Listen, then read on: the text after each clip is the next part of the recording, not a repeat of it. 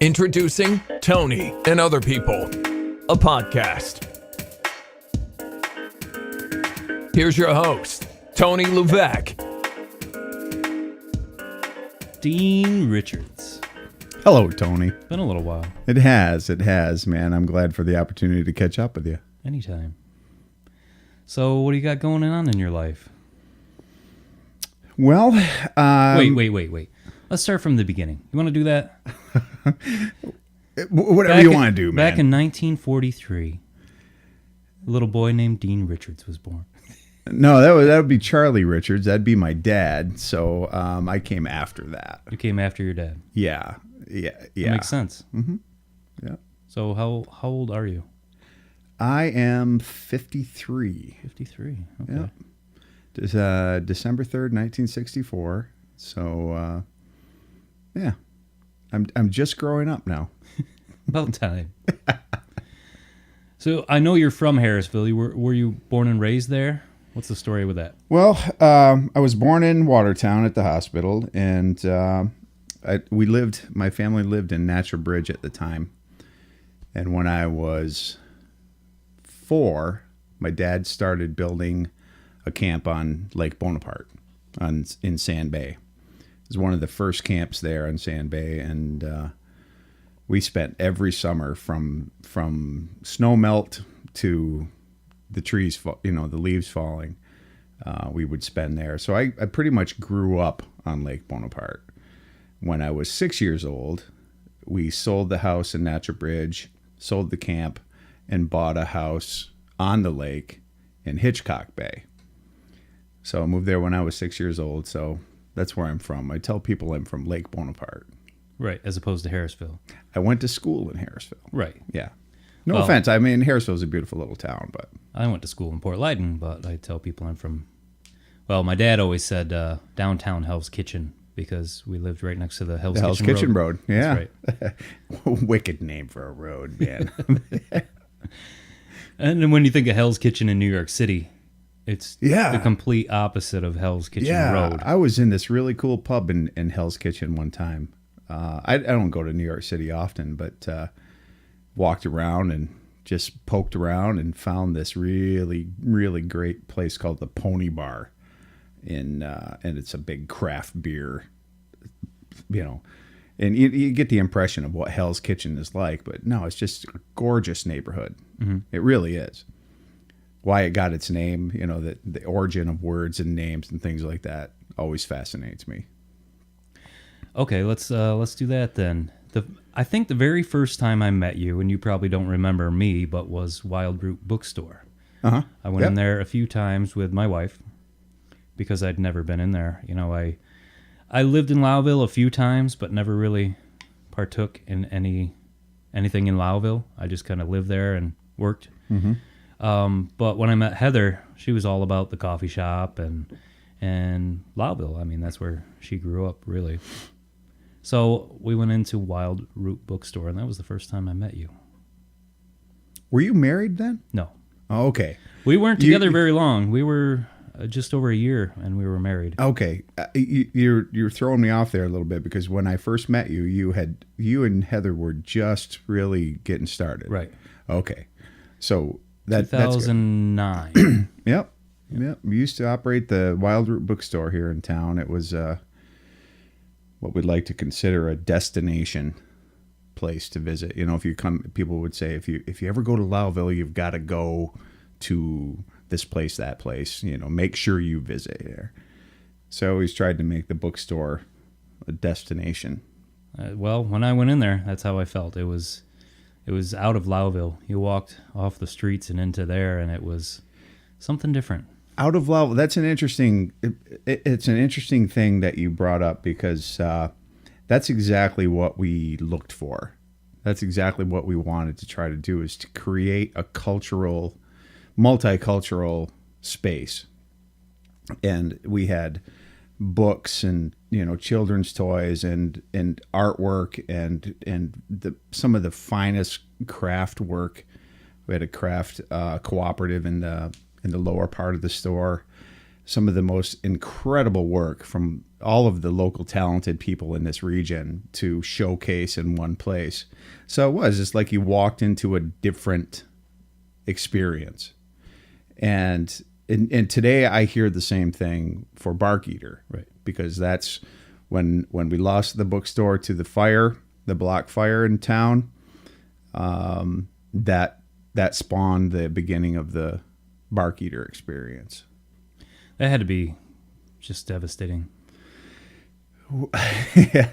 We got a call early in the morning, the day of the fire. We lived on Church Street at the time, and we could see the flames from Church Street. It was very frightening. I lived right across from the movie theater then. No way! Yeah. Wow. So were you up and awake when that happened? By the time we woke up, It's about 5 in the morning. It was almost over with.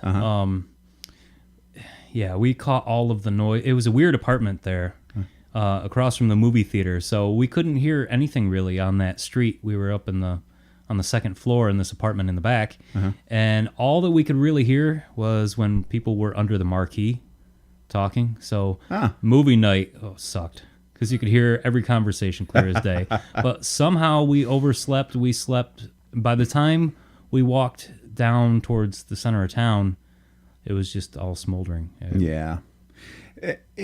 We didn't, the building that our bookstore was in didn't physically burn, obviously. It was the two buildings next door, but all of the smoke and water came into our space. Right. And, if we sold tires, It would have been no problem. no problem. Clean it up, rinse the water off. But it ruined every single book in there. It flooded the entire basement. Fortunately, at that time, the craftsmanship of all of those talented people was not in that space. So it was tough. There was one really unusual situation there, because I'm a fine artist as well, as you know, and I had all of my original artwork was hanging in that bookstore up against the wall next to where the fire occurred. Really? The day before, Friday, I took all of my original work and moved it to the Old Forge Art Center, which is called The View, for a one-man exhibition. So every single piece of my work was out of the building. That's amazing. So and the fire happened Saturday morning. That's crazy. So I don't know about divine intervention, but it was a damn lucky deal, because you can lose stuff, Right. You can lose books and all that stuff. It's a tragedy to lose those things. But if I were to lose my work, my body of work, they're like my children. Well, you invested so much time, especially fine art. I mean, hours and hours and hours and hours. Yeah. It is a tangible physical expression of, who we are as people. Any creative act is that way. So that would have been devastating to me personally. I would have gotten over it, which we got over the loss of the bookstore, but it would have made it a lot tougher. Right. So what happened after? Well, I was kind of rudderless there for probably 6 months or so. We had to, because those two buildings next door were suddenly gone, then the wall of our building was exterior, badly damaged. They excavated, so we had to go through all kinds of things to shore up the physical structure. And turns out that we didn't have the building insured for enough to cover the full repair. It would have cost $300,000 to get the whole entire thing. Bring it back to where it was. Yes, and then reopen. No, not happening. Right. It was kind of a coincidence because we happened to be visiting New York City at the time, and Borders bookstore in Times Square had a big going out of business sale. Right. Borders bookstore in Times Square going out of business. So that was kind of the beginning of the end of the bookstore era. Yeah. That was sad. It is sad. Still- It it still is. saddens me, yeah. It still is. There are a few independent bookstores that are out there, but anyway, that was the end of Bark Eater, or the end of Wild Root. I'm sorry, and the beginning of Bark Eater. Right.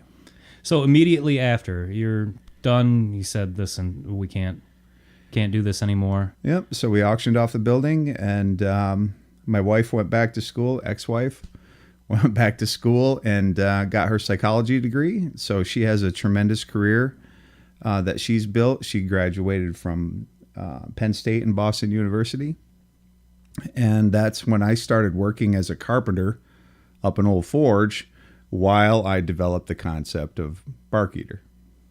Built the business plan and did all of the preliminary work, and I opened that in 2013.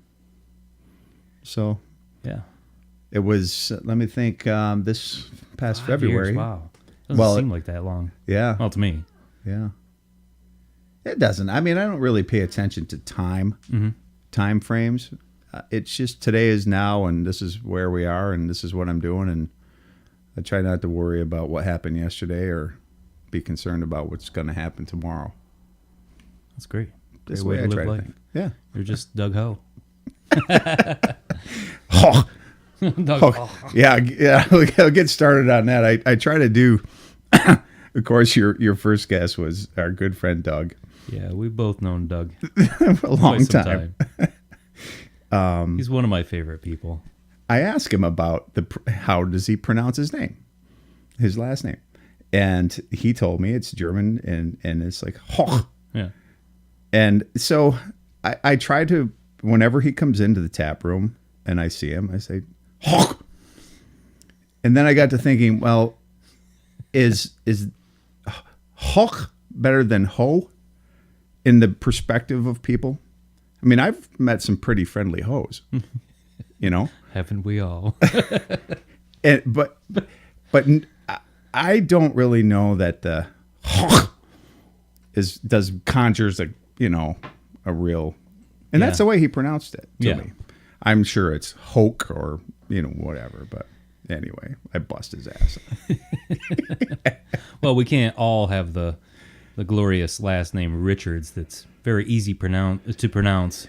I'm sure telemarketers, just nail it every time. Must be nice. It's one of those funny things because you have a very interesting name, Levesque.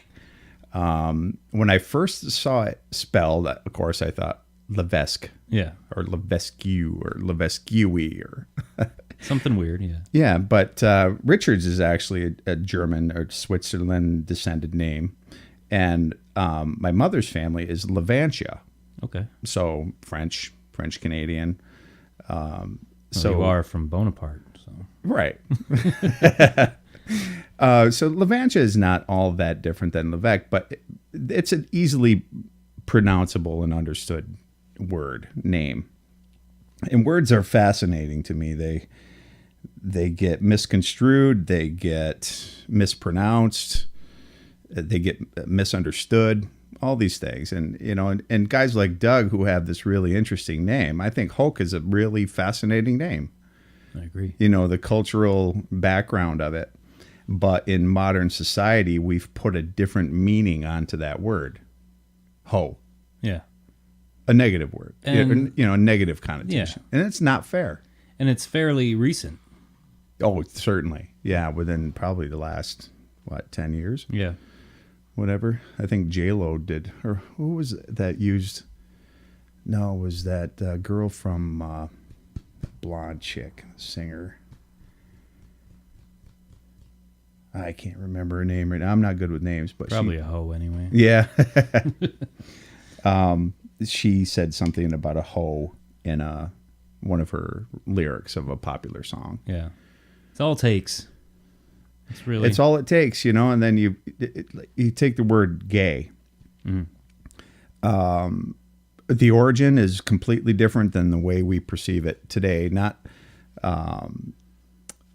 it just seems unfair that a word is absconded with, Yeah. and taken and made into something else than what it is, because we try to teach our children the English language, and they're looking at, well, gay. Well, and then, mom and dad step in and said, well, be careful how you use that word, Right. and I just hate that words have as much power as they do. It shouldn't,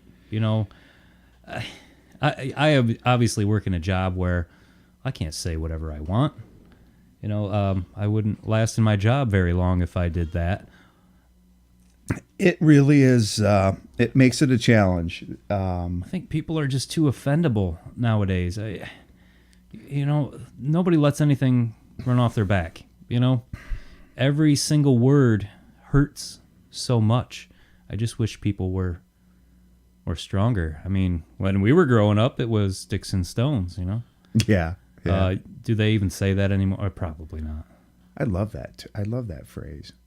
But I'm fascinated by words, and words are important. The Yeah. choice of words is important, and people just need to lighten up.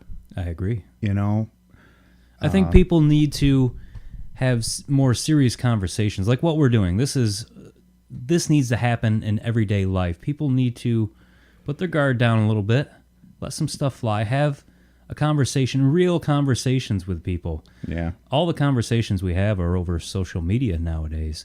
So it's easy to pick and choose your words, to go back and edit what you say. When you just talk to somebody, you can't take any of that stuff back. They've heard it. That's true. That's a good point. So I'm going to bring into the conversation the space of Barkeeter and the experience of coming into the tap room. There's no television in there. There's interaction between people. There's People no actually Powerball. There's nothing to distract you except the encouragement to have a conversation with the person sitting next to you. And I always joke with people that beer is the original social media. We hang out over a couple of pints or whatever the drink was of the day, and we loosen up and we get real with each other and we talk. We get to know each other and say the way that our heart really feels in conversations, and I think that is a lost art. So I value the time that I'm in the tap room, and the people that I get to meet in there are fascinating. From all over the world, people have come into that tap room. And they're coming in there to have a pint, to loosen up a little, to say things that they wouldn't maybe normally say in an everyday conversation, meeting somebody in the grocery store, say, for instance. You got a little bit of beer in you. You might just be a little more honest. Yeah, it kind of brings down the walls of the social barriers that we put around ourselves. That concern that we might say the wrong thing, or do we edit what I just texted, or I'm worried that they're going to think poorly of me. The refreshing reality is that most of us really appreciate the fact that there's realness there.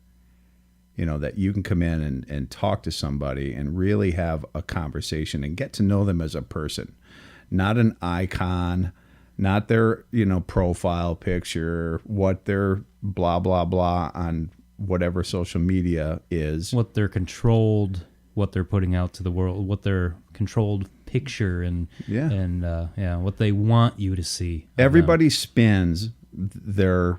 And that's another interesting word, spin. You're going to spin your presentation on social media. But when you're really getting it, into a good, real conversation with people, then that's when the truth comes out. That's when the real person has an opportunity to be expressed. And it's just a shame that in today's society, we've lost that, the art of conversation. It's got to come back. We're bringing it back. We're bringing it back, and I give you great credit for... it's not my credit. I didn't start podcasts. Well, you started the Tony and Other People podcast, so it's been a long time coming. Cheers to you, man. Thank you. I'm glad that we had talked a couple days ago, and I don't think you wanted to do this. Well, that puts me in an interesting spot because being a business owner, I do, like you, I do have to be careful to a certain degree about really how fully I express my opinions. Right. I can be a very opinionated person, but I have a tendency to try to be moderate when I present it because It's safer. it's safer. You're not only promoting yourself, you're promoting your product. You're putting a face to it. Yes, and I do have to keep that in mind when I speak openly. Because obviously people that are patrons of Bark Eater will hear this podcast. Not that I'm trying to hide anything, of course, about myself, but I do have to be judicious. Right. You got not only yourself to think about, but your business as well. Yeah. But later at night in the tap room, people start to have a little bit more open conversations. So if I've offended anyone with my opinions that I've put out there, but that's the risk you take when you come into a place like Bark Eater. You're going to get some reality in there. And that's why people go in there. Yeah. Well, I hope so. They're not going in there to get cheap beer and watch Powerball and check out the game and keep to themselves. I used to love that. When I was younger, I used to love to be the guy in the corner of the bar, keeping to himself, just having a beer. Yeah. You know why? Right. Because I was a raging alcoholic. I just wanted to get drunk. That's the one reason I ever went into a bar. I should have just, been like most people do and bring the beer home. It's a lot cheaper that way. Don't slow me down with a conversation. I don't want to right. talk. But that's how I used to be. You know why, though? I was miserable. I hated my job, hated my life, hated the situation I had put myself in. But when I started to open up, started to have conversations with people, started to interact at the bar, and those bars that I used to go to sit in the corner held no appeal anymore. Mm-hmm. And I've always enjoyed drinking, even though I'm sober now. Good on you, man. Yeah. It's something, I'm not trying to make a statement. I'm not trying to. At this point in my life, I don't want to drink. Mm-hmm. Not that I need to quit. I'm losing weight, and that helps for sure. Mm-hmm. Not drinking 10 beers in the garage by myself at night. But as I got older and all through high school, I was, I didn't have many friends. I didn't talk to people. I was depressed. I went through a lot of depression. Mm-hmm. And getting out there more and finding that interacting with people wasn't so bad. And there were people that were like-minded, really opened me up. And then I got the job that I have now. Started coming into Bark Eater. Well, actually, even before that, having the job at the coffee shop where I could just talk with people all day. Yeah, that's probably where it really started. Yeah, and it was a hard job to get into because I just worked in mills forever. Yeah. With 10-guy crew with the F word every other word. Uh-huh. You know how it is. A bunch of guys get to work That's together. a great word. Fuck. Yeah. I can say that, right? You can say whatever you want. Okay, because that's a great. It's a multi-purpose word. But you keep going with your. We used to call those growing up. Those were my dad's garage words. Okay. So when he'd bash his Speaking hand of with words, a wrench, those were the type of words you heard. What I've found in the tap room is that people come in for the interaction of the server. Right. In a lot of cases, they're coming in looking for some company, and some conversation.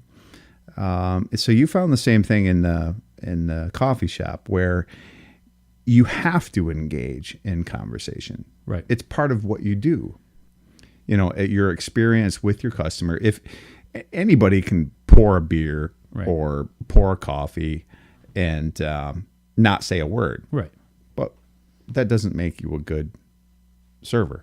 Makes you proficient at your job, but when your job is to keep people in the bar and make them feel comfortable there so that they buy more beer, then you got to do a little more than just pour a beer. I was never one to engage in small talk with people. I'm much like you. I would be the one sitting in the corner having a pint and not engaging with people. But when you're put in a position where you have to, let's say, it's your job, then it takes practice. Like with anything, the art of conversation is something that the more you practice it, the better and easier it gets. So when you were at work, you kind of had to put on a performance. Right. You know, it's not Tony's comfort zone at that time, but you've grown out of that now. Obviously, look at how, you know, what you've accomplished with your current work with the radio station. Now I don't shut up. I just talk all day. It's very liberating. It really is. Too liberating. But you know, that's what I have in the tap room. Sometimes, man, I'm tired. I go in there. The last thing I want to do is engage in conversation, but I do. Right. You know, that's just what we do, and it has become my absolute favorite part of owning a brewery, is those hours that I'm really engaged with interesting people, fascinating people. And it's got to be nice too to talk about your product and here, try this. You know, I put my sweat into this. I you know, really thought about this product. I put it out. Now you get to watch the look on people's face when they enjoy it and talk about it and have deep conversations about it. Yeah. That's got to be cool. Well, this is an interesting parallel between being a brewer and a musician. Okay, you perform live music. Right. So you get that immediate audience reaction. Right. If you tank, you know. Yeah. If you know people are loving it, you hear it and you get to share it and you get to experience it together at that moment. When I was working professionally as an artist, I would demonstrate at every exhibit I ever went to, every show, everything. I would always take a drawing in progress and I would work on it. So that was as close as I could get to live performance. Right. And that immediate feedback. Well, with art, it's all about the end product. Art generally, in a lot of cases, is a solitary endeavor. Creating a drawing or a painting or whatever. Fine arts, yeah. Fine arts, precisely. Good point. So I would try to bring it out, and people were fascinated because they would never have the opportunity to see a work in progress. Right. Generally, right? We wait until we frame it, and then that's the only time people see it. So with brewing for me is just an extension of my palette of what I do, my media. Right. It's a new medium. Mm-hmm. And the history of brewing is deeper than, you know, it's amazing, the history behind it. So it opens up a lot of conversations to be able to share the background, the history. There's tremendous stories about the names, the words that are used, you know, the styles, and so on and so forth. So it is for me, it's like live performance. Mm-hmm. And being behind the bar, you may have been there for what I call story time. Every once in a while, I will get into pull out a rocking chair, get all the kids to sit on your lap, something like that. pour a beer.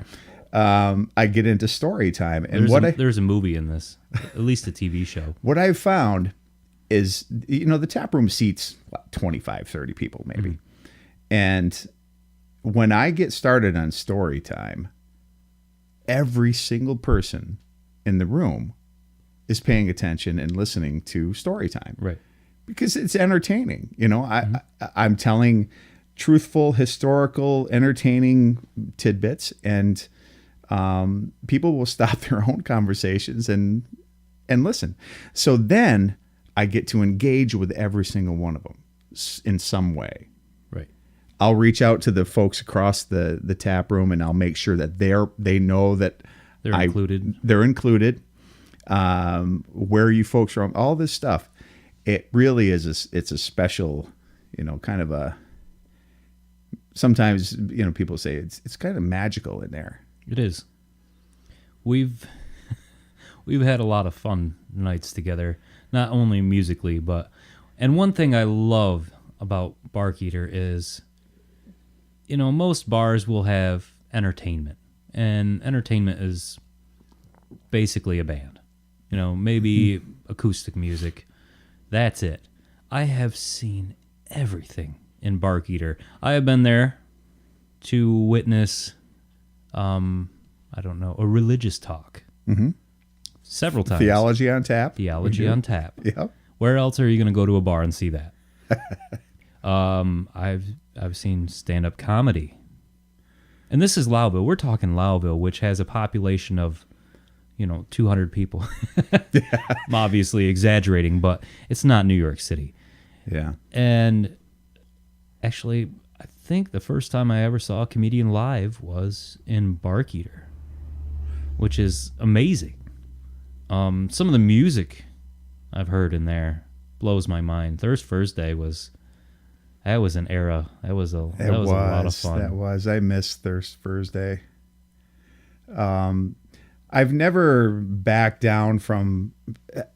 Maybe it's become this, unofficial mission to break down some barriers and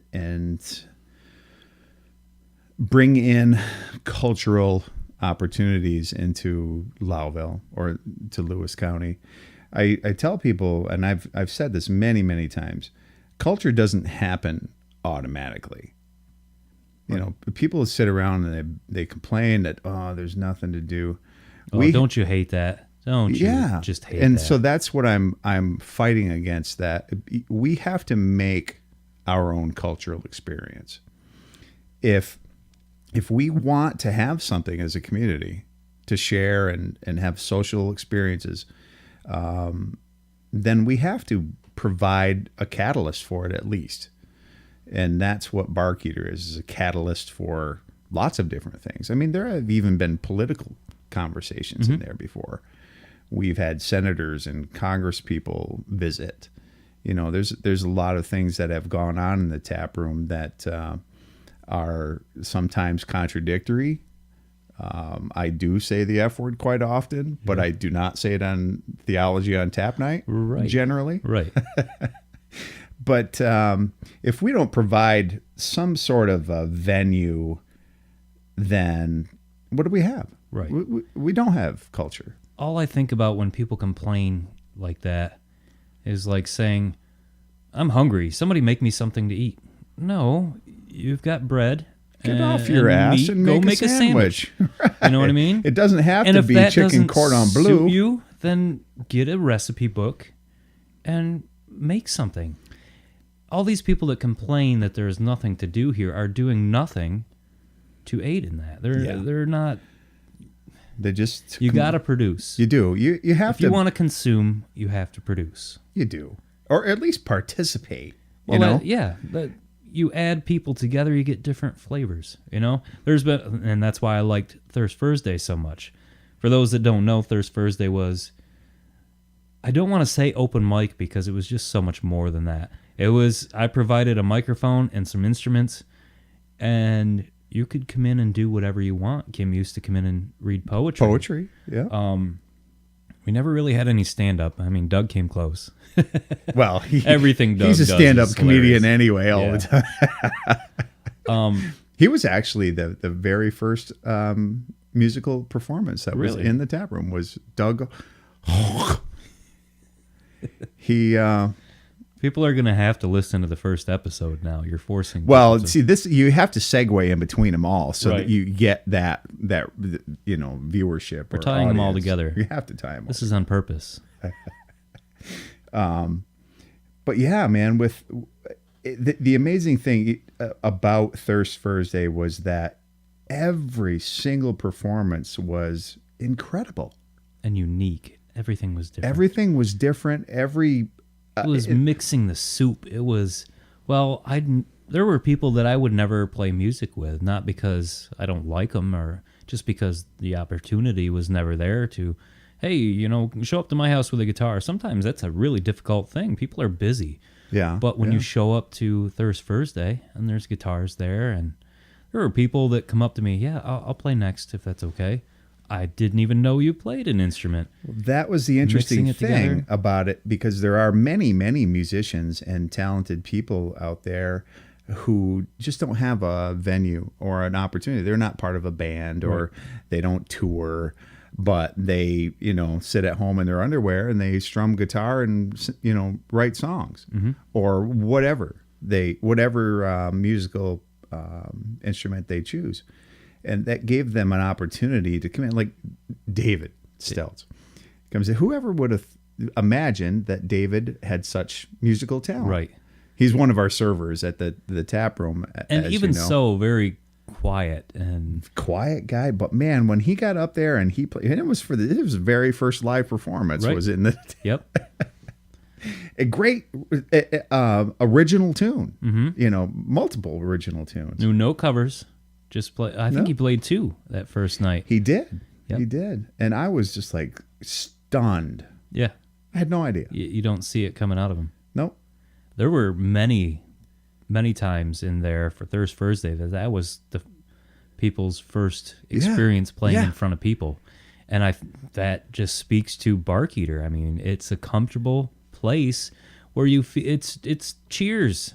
You know what I mean? You go in there, you feel like it's home. Yeah. And I remember this one lady come up and she said, "I've never played in front of anyone. I don't think she's from around here. I can't remember her name." One of Doug's friends, I think. Yes, I do. I do remember. She sat at the bar and had several pints before she got up the nerve to. And I But she was remember fantastic. standing next to her, moving the mic closer and adjusting the sound and looking down at her leg, and it was shaking so violently. She was so nervous. Yeah. But nailed it. She belted it. Oh She my did God. perfect. And I could see, because one thing, if you're a musician, play Bark Eater, because every song you play, you get a reaction. It's always positive. I play so many places that nobody ever claps. Nobody makes a peep. They don't even know you're there. Bark Eater, they have no choice. You're right there. You're right in their face. And if you produce something great or even close to it, they're going to clap. They're going to cheer. They're going to scream in that tiny little place. Yeah, they are So always engaged. The audience, that's one great thing. I think that's why musicians love the place so much, because of the response they get from the audience. The audience might only be a dozen people. Mm-hmm. It might be 3 dozen people or more, whatever. I feel like when I walk in there, it's just a big hug. It is. Oh, welcome I back. like that. The beer helps that. I'm home. Oh, here's a hug and a beer. Yeah. Now It's play just some music. when shortly after I first opened, a friend of mine said, there's something magic there. There is. It's just, but that is an extension of my personality, Mm-hmm. the experience of Bark Eater, and if you ever have a chance to come up and visit my cabin, you'll probably feel like you're sitting Got to in do that one of these days. Bark Eater. I'll bring Pink Floyd's The Dark Side of the Moon. Oh yeah, Oh, no, what did we watch? Oh, The Wall. The Wall. Yeah, Yeah. that was a good time. Well, I don't have a TV, so man, we'll listen to The Wall. Oh, we can do that. Yeah, we'll blast it right out. Oh, I'm so glad you came down today. This is nice. Well, I have lived a pretty isolated winter, Tony. Yeah. Well, you're up on the hill, so Yeah. The only time, because the tap room, I closed the tap room down, and we'll go back to the creating culture of a place like Lowville. It got to the point where people just weren't coming in. Mm-hmm. I was spread over 4 nights a week, and I thought, what am I doing sitting here 4 nights a week, and I might serve 1 night worth of business. not even worth it to keep the lights on. Exactly. So I got a little bit frustrated, and then so I decided on the first of the year to close the place down. At least the tap room. The brewery's still operational. Distribution is going well. People can find our beer in more places, so maybe they were less apt to come into the tap room. I don't know what it is. Maybe I pissed somebody off. I don't know that either. I doubt that. But I think people get used to something being open all the time, so they're like, "Well, Take it for I'll go in granted. next week." Yeah. They're open every day. I can go in whenever I want. yeah, and I guess I was feeling taken for granted. All the effort I put in, all the energy and emotion that I've put into building the place, building the experience. I felt like it was being lost on some people, or most everybody. So I closed down for 2 months, and I spent zero social time. I didn't talk to anybody, didn't interact with anybody. So I was really isolated winter. And then last Friday, we reopened the tap room. You missed it. You should have been there. Doug Hulk was there. He invited me. Yeah. I really couldn't. Yeah, I understand. If I could have, I definitely would have been there. Yeah, it was one of those things. But anyway, regardless, you've got a pass on that. I forgive you. People had enough time to miss Barkeeter, I guess, because the place was jammed. I was overwhelmed. I was completely overwhelmed. I don't know whatever word to use. The sentiments that people gave me personally about how much they value it and how much they've missed it. It was a very emotional night and very busy. I didn't even get a chance to sit down and have my own pint, because I was just jamming. Place was busier than Thanksgiving Eve, which was great. It was nice to see that enthusiasm, but it was a challenge for me to get back into the sequence of being the entertainer. Right. 2 months of 2 months being of a hermit on Tug Hill. And then all of a sudden you have hundreds of people that are streaming through the place and asking for beers and having a great time. It was a huge party. And saying, how the hell have you been? Yeah. Yeah. And well, let me explain never mind. I got to go get a beer. Hold on. Right. There was little conversation time for me that evening, but everybody had a great time. And it was fun. It was fun to see. So that is breaking me out of my hermit shell and hermit crab. Yeah, that's why they call them that, right? They have their own little shell. Can be kind of crabby. Well, that's for sure. Yeah, right. That's for sure. I have yet to see that. But yeah, so now I always figure I make it to the 1st of March. I've survived winter. Yep. It's a good sign for me. It's tough. Dead skunks in the road are always a good sign that it's spring. You love dead skunks, don't you?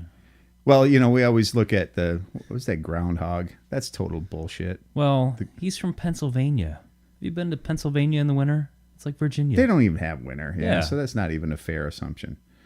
I always say up here we shoot groundhogs.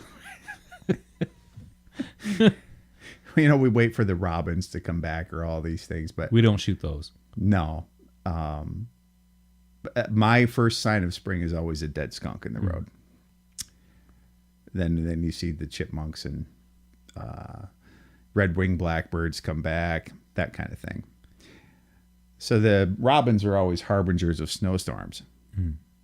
I saw last week when it was 60 degrees or whatever, and all these robins all around the cabin. Next day. Yeah. That was brutal, and that was the day that the tap room opened. And I'm thinking, oh man, I opened up the door at 4 o'clock. I'm thinking, the weather is so bad. Yeah. Nobody's going to show up. About 4:30, all hell broke loose. It was great. Boy, that was a crazy storm.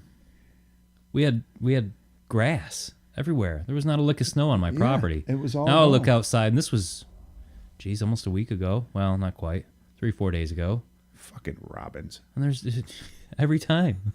Assholes. Now we're talking about the weather. Small talk. What are we doing? We're not going anywhere positive. Weather around here is shitty these times of day. But we are. Spring is on its way. This is where I was going with it too. February is always the worst for me. It's the shortest month. Days are short. You're clinging to winter. I hate the winter time. It'd be different if I like to go outside and do winter activities, but I don't ski. I don't snowmobile. I sit inside and watch Netflix all winter long. So by the time February hits, March, I used to get depressed. I haven't got depressed since I met my wife. Awesome. Yeah. I dealt with a lot of depression in my life. And looking back over nothing. You know what I mean? And it's hard. I have a hard time talking with people who are depressed because all I want to say is it'll pass. It does.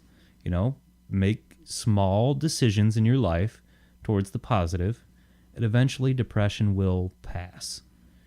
But you can't tell that to somebody who's depressed. No, They don't want to hear that. I never wanted to hear it. It's like when somebody says, "Oh, well, just look on the bright side of things." Oh, I'm cured. It's a path that every person needs to follow. We all have different personalities, and we all experience different winter in different ways. It is tough. So I always do. I personally have, I struggle with the blues, and it's particularly in the wintertime. I haven't had the opportunity to get out and snowshoe and be outdoors as much this year. So I do look forward to spring. There's from March 1st forward, it's going uphill weather-wise and psychologically. Well, that's why I was glad I started this podcast in March, because it seems like it's a rebirth. It's a new thing, positivity. The winter is almost over with. We don't have much to go. That you can see that light at the end of the tunnel. And I love summer. And a lot of people I've talked to this winter said the same thing. I didn't get out and snowshoe like I should have. And I think next year I'm going to take this group of friends that I have that have all said the same thing, and we're going to go snowshoeing, or we're going to plan a cross-country ski trip, and we're going to do something to make the winters in this area not suck so bad. I like that idea. I've been thinking the same kind of thing. I'd like to have like a gigantic bonfire keg party up at the cabin, and I've got a bunch of snowshoes obviously on the ceiling. I'm not going to take those down from the tap room, but bring your winter toys, and we'll get out the grill, and we'll make a big outdoor fire, and of course the cabin will be open. We can get warmed up if it's brutal, but the challenging thing up there is the wind blows so goddamn hard. Oh, I know. That I live on the East Road, man. I know. You can't guarantee a decent night for a bonfire, but it's like the culture thing that we talk about. People have to make an effort. You have to. The best thing when you're depressed, get off your ass and go out for a walk. I mean, it's a tough thing to say. It's like losing weight. The first steps are the hardest. The getting up off the couch and saying, "I'm going to exercise and today." Start making a positive step. Because once you do it, I do that every day. I'll go in and exercise for 20, 30 minutes. 15 minutes into it, I'm like, yeah, I'm glad I'm doing it. Yep. It just takes weight. that one step, Yep. So we only. Well, this is our step then. Next winter, you're gonna do this with me. We're gonna get a couple people. We'll get Doug Ho, a few people that I'm obviously going to have on the podcast. And this is going to be our 2019 Winter Challenge. Once January hits, February, we're all in that funk of winter that everyone that lives in this area gets. Yeah. And if you tell me otherwise, then you're not from this area, because everyone gets the blues come February. That's why nobody spends any money. Nobody goes out. Or if they do, they blow their whole tax return just to get that little twinge in your brain saying, "Oh, good shopping. This will ease my." And then you go home and it's still fucking winter. You know what I mean? Yeah. So next year we're gonna have the 2019 Winter Blues Challenge. I think all of us are going to, and it's gonna have to be like once a week. We don't have to get together, but we all have to agree to get out there and embrace the winter a little bit, just a little bit. We don't have Some live music. We don't have to giggle and throw snowballs, Just get together and commiserate. We're not gonna do snow angels and Well, I might. Snow angels are fun, especially when you're butt naked drunk. But yeah, man, it's just an effort. You have to create your own health and well-being, your own physical fitness. Nobody's going to do it for you. Nobody has a personal trainer. Got nobody to blame for your life but yourself. We use all sorts of excuses. Well, I have this problem or that problem, and I can't do this or that. It's cold outside. It's something. It's always something. We never accept responsibility. We always put responsibility and blame on others, the outside, the universe, or whatever. Sometimes it's so difficult to muster up enough energy to be spontaneous, to say, I'm going to Go do something I normally don't do. Because you overthink it. You're, I don't know. The TV's right there. I've already got the remote in my hand. Well, just starting in small steps, just getting out and going out and walking up the road. Doesn't have to be something crazy and, totally outside, your normal thing. But once you start that, then you're on your way. Get if the you keep ball up with rolling. Yep. it. Yep. It's a good thing. Yeah. So too good for my coffee today, I see. Brought your own. Well, I've I made get up coffee. early in the morning and I have really strong coffee, and I'm trying to cut down on my caffeine intake. So I ration myself. There you go. I've made coffee for many years. I'm okay at it. You can trust my coffee, Dean. Yeah, I do. I have had you serve me coffee before. Time or two. That's why I came here, and I was expecting Dark lattes roast, and half and half. froth and cappuccino and all that kind of stuff. But For years and years, when I worked at the coffee shop, I drank coffee one way. Just light roast with French vanilla creamer. Huh? Forever. You know how I drink my coffee now? Huh. Black. Just black coffee. Do you like the really rich dark roast? No, it just has to be good quality. Yeah. I don't care either way, as long as it's not dry, you know what I mean, or bitter. Yeah. Which, if you're drinking bitter coffee, there's something wrong with the coffee. It's not, I like my coffee bitter. No, it's just dry. Primarily how it's brewed, right? It's Yeah. not the roasted bean necessarily. Well, if it's been sitting in the cupboard too long, or if I bought Heather a grinder for Christmas, okay? A lot of times when she's working, she gets up 4 o'clock in the morning. She has to be there at 5 in the morning.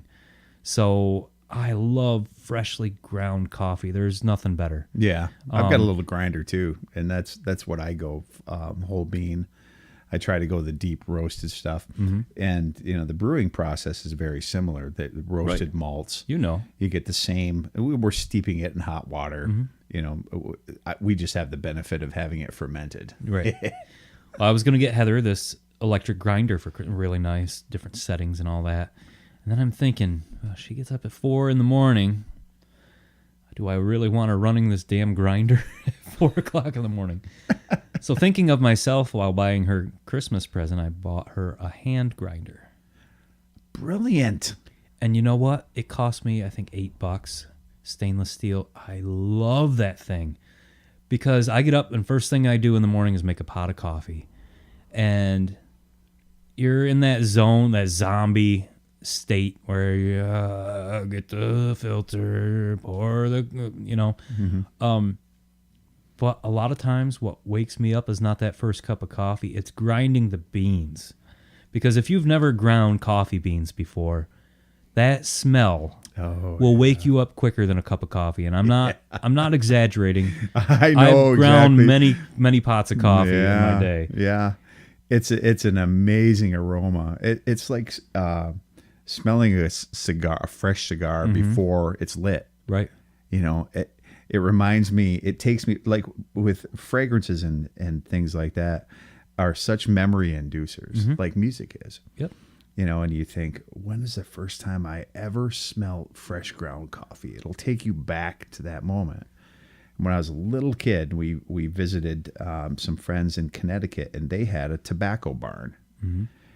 They actually harvested tobacco, and they would hang it up in this barn to dry. And every other board, it was a special barn, every other board was tilted out. So it was like a big open air thing. So we'd sneak inside this barn. It was dark inside, of course, and there were all these gigantic racks of tobacco leaves, and the sunshine was shining in the slats between all of these opposing boards that were tilted out, and it was just incredibly amazing, the aroma in there. So now every time Brings you right back. it takes me right back to when I was that little tiny kid. Yep.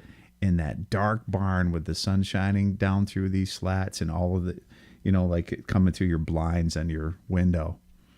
I go there every time. Smells are. I had a great childhood up until high school. I didn't really care for high school. How Introverted. many of us do? Yeah, it was tough.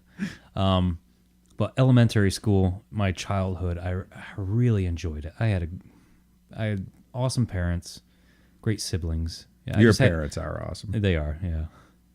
That's a whole other thing.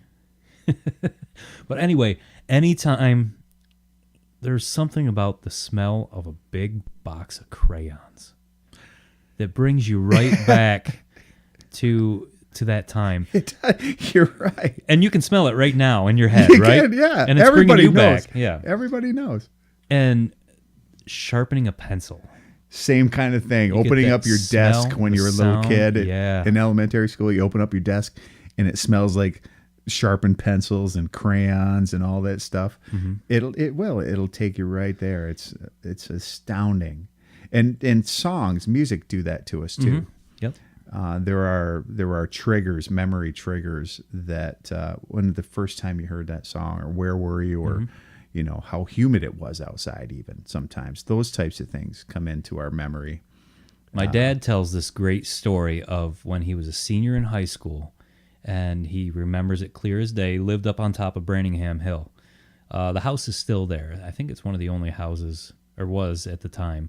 Anyway, just as soon as you crest the top of Branningham Hill, it turns into 45. On the right-hand side, there's a beige house that sits there. That's where my father grew up. And he always tells this, that when he was a senior in high school, the very first time he heard "You Ain't Seen Nothing Yet" by BTO. He's a senior in high school, right? And he remembers driving down, I forget what car it is. He tells the story way better, obviously. He was there. He was driving down that hill, and that song come on the radio, and he had his class ring on the shifter along to that song. So every time I hear "You Ain't Seen Nothing Yet," I can just picture my dad just rocking out to That is wow, what is this so song? cool. Crank it up. Yeah. So his memory of hearing that song for the first time is now my memory every time I hear that song, which is amazing because I wasn't there for that. Yeah. But those are those really cool things about oral history, and sharing stories. You hear stories that our parents tell us, or our grandparents, or anybody. We need to get back to that oral history sort of sharing. There's an idea for the tap room. conversation. We need a storyteller's night. I'll bring my microphone. Well, you got all that now. You're all We set do. to We go. have a full PA system. We did have one musician come in and do a storyteller event in between every song.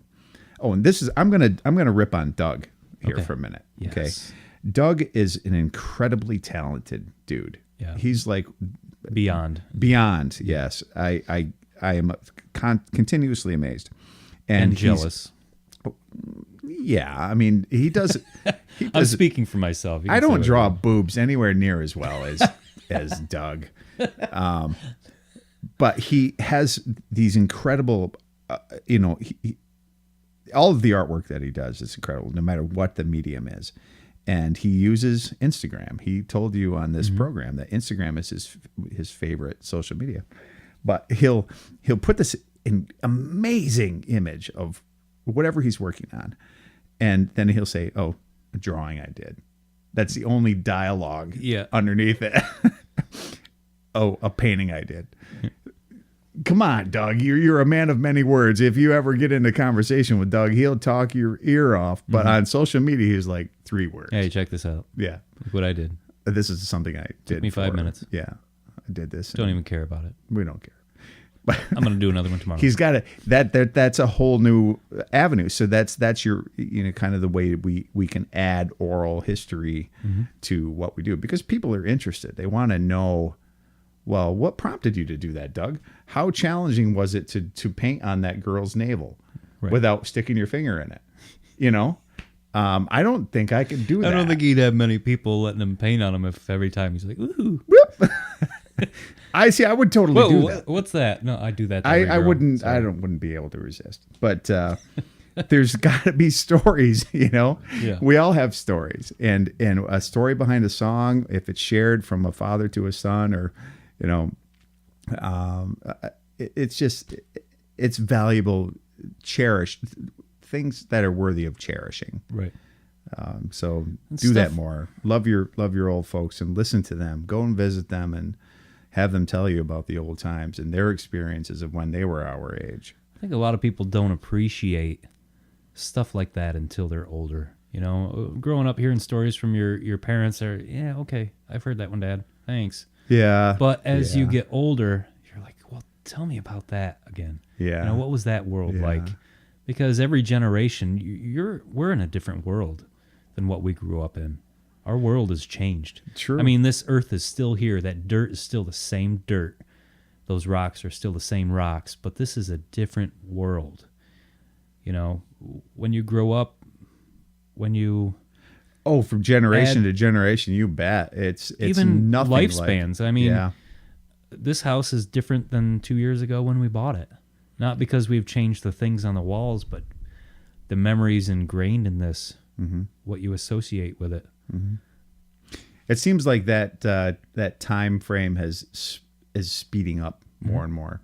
That's what they say. The older you get, the more it seems like it's going faster. The Well, it does. perception of The perception of time is interesting, and even different animals will have a different perception of time. Think about your dog or your cat. You know, when you leave in the morning, the dog thinks, "Oh, he's left me forever," and then you know whether it's 5 minutes or 12 hours, Yeah. he's still so excited to see you. To them, you know, their frame of reference is different. But as you grow older, time seems to go a little bit more rapidly, or our perception of time.